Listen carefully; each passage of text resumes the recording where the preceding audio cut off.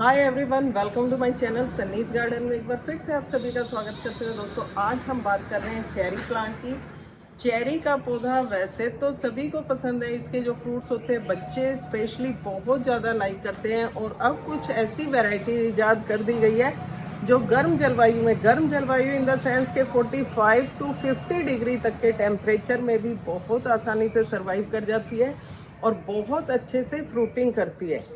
कुछ ऐसे पौधे तैयार किए गए हैं, ग्राफ्टेड है या एयर लेयरिंग है या टिश्यू कल्चर से, जो बहुत जल्दी फ्रूटिंग पे आते हैं, जबकि सीड से ग्रो किया हुआ पौधा फ्रूटिंग पर आने में कम से कम 4-5 साल का समय लेता है। जबकि इस तरीके का हाईटेक टेक्निक से तैयार किया गया पौधा दूसरे साल ही फ्रूटिंग पर आ जाता है। तो चलिए जानते हैं चेरी प्लांट को ग्रो करने के बारे में। वैसे तो चेरी की दुनिया भर में 1000 से भी ज़्यादा वैरायटियां हैं, लेकिन कुछ ठंडी जलवायु के लिए, कुछ गर्म जलवायु के लिए। तो गर्म जलवायु में सबसे बेस्ट मेरे पास है ये सुरमई वैरायटी का प्लांट है, जिसका फल गूदेदार होता है। इसके जो फ्रूट्स का टेस्ट होता है वो काफ़ी मीठा होता है और साथ ही साथ बहुत भारी मात्रा में फ्रूटिंग करता है। तो चलिए इसको कैसे लगाया जाए और कौन कौन सी चीजें जिनका हमें स्पेशल ध्यान रखना है उस सब के बारे में हम बात कर रहे हैं। ताइवान चेरी और सुरमई चेरी दो ऐसी वैरायटी है जो हॉट क्लाइमेट एरिया के लिए इजाद की गई है। इस दोनों ही वैरायटी को मिक्स वेदर कंडीशन पसंद है, जिसमें थोड़ी गर्मी चाहिए, थोड़ी सर्दी चाहिए, थोड़ी ह्यूमिड नेचर वाला, जो ह्यूमिडिटी वाला मौसम होता है यानी बारिश का मौसम, और थोड़ा सा बसंत यानी पतझड़, जिस टाइम में प्लांट पूरा टोटली डीफोलिएट हो जाता है और उसके बाद उसमें से छोटे छोटे प्यारे प्यारे से स्प्राउटिंग निकलते हैं। तो इस तरह के क्लाइमेट में बहुत आसानी से ग्रो हो जाता है। बात करते हैं मिट्टी, ये हल्की सी एसिडिक, बहुत ज़्यादा नहीं, एसिडिक सॉइल इसको पसंद है। अब बात करते हैं चेरी का प्लांट ले कहाँ से। तो दोस्तों किसी विश्वसनीय ट्रस्टी नर्सरी से ही इस प्लांट को लेना चाहिए, क्योंकि बहुत ही लोकल नर्सरी पे बिल्कुल नकली पौधे बेचे जाते हैं। वो एक तरह से हमें धोखा देते हैं, क्योंकि प्लांट एक तो ओरिजिनल नहीं है, दूसरा उसकी कॉस्ट भी काफ़ी ज़्यादा वो मांगते हैं। तो इस तरीके का एक हेल्दी प्लांट जो कम से कम 1 से 1.5 साल की एज का हो, उसको खरीद कर लाएं।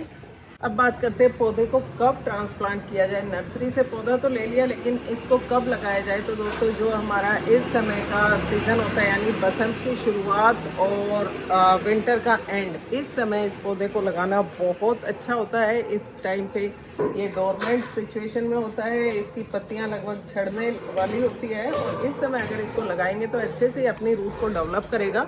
और जैसे ही बसंत आता है यानी टेम्परेचर 15 या 20 डिग्री से ऊपर जाता है, तो इसमें नई नई शूट्स निकलेंगे, न्यू स्प्राउटिंग होगी और प्लांट बहुत जल्दी सेटल हो जाएगा। अगर आप चेरी को बीज से उगाना चाहते हैं तो बीज को लगाने का सही समय है 15 दिसंबर से लेके 15 जनवरी तक, क्योंकि इस दौरान बीज धीरे धीरे मिट्टी के अंदर दबा रहेगा और जैसे ही टेम्परेचर राइज करेगा तो उसमें से स्प्राउटिंग होगी और नया प्लांट वहां से निकल आएगा। अब बात करते हैं खाद की। तो चेरी के प्लांट को ऑर्गेनिक जो मैन्योर होता है वो काफ़ी ज़्यादा पसंद होता है। कोशिश कीजिए कि आप केमिकल ना डालें अपने प्लांट में, क्योंकि केमिकल में थोड़ी सी ज़्यादा मात्रा होते ही पौधे को नुकसान हो सकता है। इसलिए ऑर्गेनिक को प्रेफर करें, चाहे वो काउ डंग कंपोस्ट हो, वर्मी कंपोस्ट हो या any other type of compost. Cherry के पौधे में कोई खास बीमारी तो नहीं आती, लेकिन बहुत ज़्यादा गर्मी पड़ती है। जैसे मई जून के महीने में, उस समय इसके पत्तों की निगरानी रखें, स्पेशली नीचे की तरफ के जो पत्तियां होती हैं उनमें कुछ डिजीज़ लग जाती है, कोई फंगल इन्फेक्शन हो सकता है। तो उस सब से बचाने के लिए हर 15 दिन में एक बार अपने प्लांट के ऊपर COC यानी कॉपर ऑक्सीक्लोराइड का स्प्रे जरूर करते रहें। इससे प्लांट सेफ रहेगा, हेल्दी रहेगा, किसी भी तरह का फंगल इन्फेक्शन उसमें नहीं होगा और कोई इंसेक्ट्स या बैक्टीरिया का अटैक है वो भी क्योर हो जाएगा। चेरी का पौधा बसंत आते ही फ्लावरिंग पर आ जाता है। अभी इसकी पत्तियां आप देख रहे हो पूरी झड़ रही है, कुछ झड़ जाएगी और बसंत आते ही इसमें न्यू स्प्राउटिंग होगी और उसके साथ ही न्यू फ्लावर भी इसमें ब्लूम करेंगे। अगर फ्लावर फ्रूट में कन्वर्ट हो जाते हैं तो लगभग जून जुलाई के अंदर फ्रूट आपके पककर तैयार हो जाएंगे। बर्ड्स को, स्पेशली स्पैरो चिड़िया को ये फ्रूट बहुत पसंद आते हैं। फ्रूट जब रेड होना स्टार्ट होते हैं तो सभी बर्ड से इसकी तरफ अट्रैक्ट होते हैं। तो बर्ड से अपने फ्रूट बचाने के लिए आप बर्ड नेट का भी इस्तेमाल कर सकते हैं। चेरी प्लांट को लगाने के लिए एक और ज़रूरी चीज़ जो हमें ध्यान रखनी है, क्योंकि ये सन लविंग प्लांट है तो इसको ऐसी जगह पे लगाए जहाँ पे मॉर्निंग की कम से कम 3-4 घंटे की सनलाइट इसको मिले और इवनिंग की सनलाइट से बच सके। तो मैं इसको यहाँ पर लगा रही हूँ मेरे गार्डन में। यहाँ मॉर्निंग से लेके आपको दोपहर 2 बजे तक की लाइट इसको मिलेगी, और गर्मियों में भी जब तेज जलाने वाली जो सनलाइट होगी यानी इवनिंग की सनलाइट, उससे मेरा प्लांट बचा रहेगा। इसके लिए ऑर्गेनिक कंपोस्ट मैंने इसमें ऐड कर लिया है। ये लगभग मैंने 1.5 बाई 1.5 का गड्ढा किया, उसमें ऑर्गेनिक कंपोस्ट को मिक्स किया और इसके बाद मैं अपने प्लांट को इसमें लगाऊंगी। यहाँ आप देख सकते हो मेरा प्लांट जो है रेड सॉइल के अंदर ये पैक था, पॉलीथीन से मैंने रिमूव कर लिया है, और इसकी लगभग मैंने 60% जो रेड सॉइल है उसको मैंने हटा दिया है पानी के अंदर डिप कर करके। पूरा टोटली मैं इसको मतलब बियर रूट नहीं करूँगी, इतना हट गया काफ़ी है। अब इसकी जड़ें जो है आराम से चारों तरफ स्प्रेड हो जाएगी। अब इसको पूरी तरह मिट्टी से मैं कवर कर दूंगी।